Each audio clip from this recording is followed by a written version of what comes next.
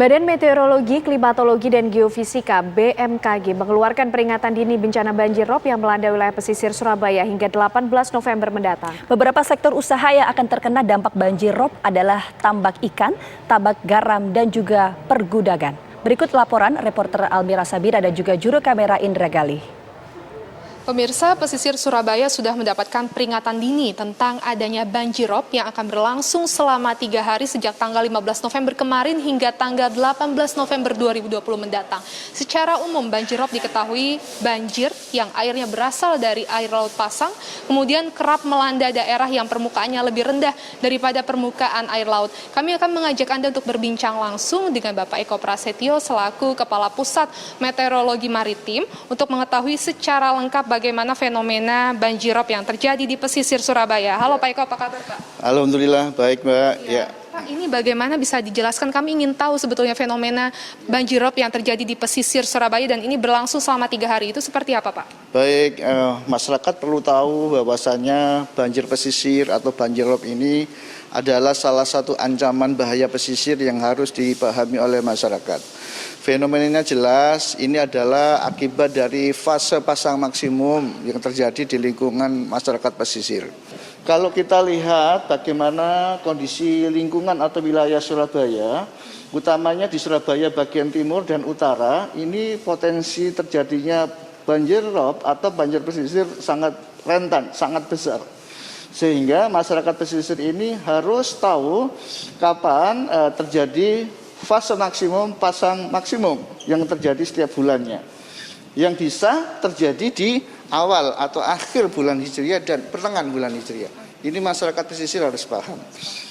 Apalagi nanti ketika fenomena pasang maksimum ini berbarengan dengan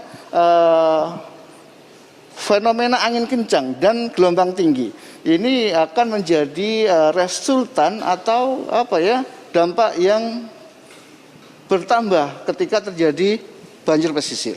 Oke, untuk dampaknya apa yang paling terkena nanti seperti apa dari banjirop di pesisir Surabaya? Masyarakat pesisir utamanya yang punya kegiatan budidaya perikanan darat, ini harus paham ancaman ini akan mengganggu hasil panen mereka. Hasil panen ini kerap kali terganggu ketika fase pasang maksimum ini tidak diantisipasi. Mereka bisa rugi karena gagal panen, bahkan semua ikan yang ada di tambak mereka bisa hilang.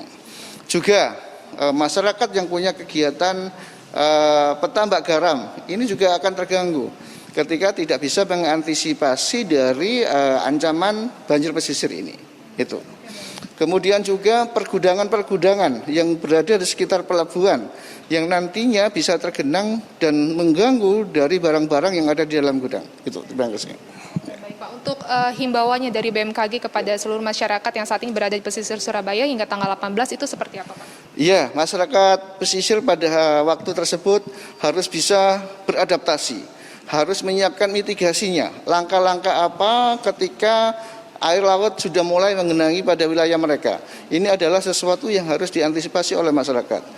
Bisa menyiapkan tanggul-tanggul sederhana atau menutup saluran yang masuk ke daratan untuk sementara ketika terjadi fase pasang maksimum. Itu.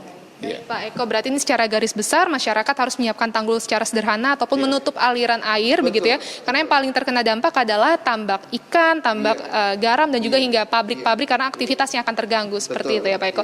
Baik, terima kasih Pak Eko Prasetyo sudah berbagi waktunya bersama pemirsa TV One. Pemirsa, demikianlah perbincangan kami dengan Bapak Eko Prasetyo selaku Kepala Pusat Meteorologi Maritim BMKG yang sudah menjelaskan bagaimana dampak setelah himbauannya kepada masyarakat untuk menghadapi fenomena banjirop di pesisir Surabaya.